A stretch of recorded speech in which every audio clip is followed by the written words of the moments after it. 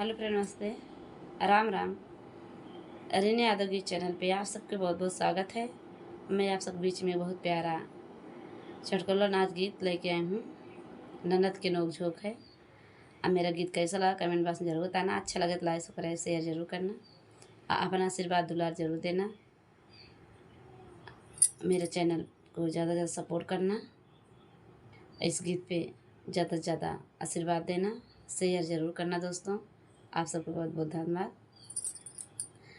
आनी आवै बाड़ी जोर पाती गिर जा कजोर। आनी आवै बाड़ी जोर पाती गिर जा कजोर।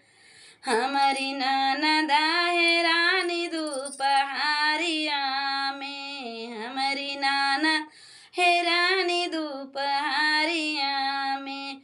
दोपहरिया में वो दोपहरिया में हमारी ननद है रानी दोपहरिया में।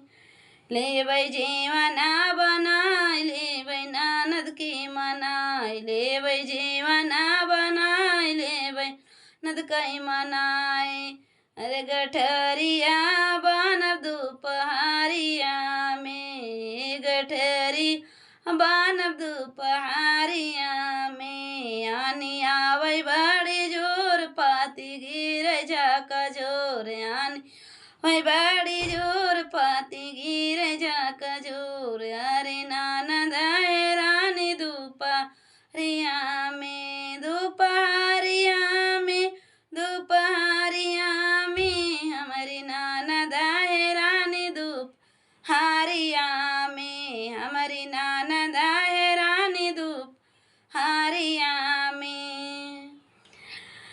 गेड़ुआ लेबै हम बराय ननद के मनाय। गेड़ुआ हम ले बराय लेबै ननद के मनाय।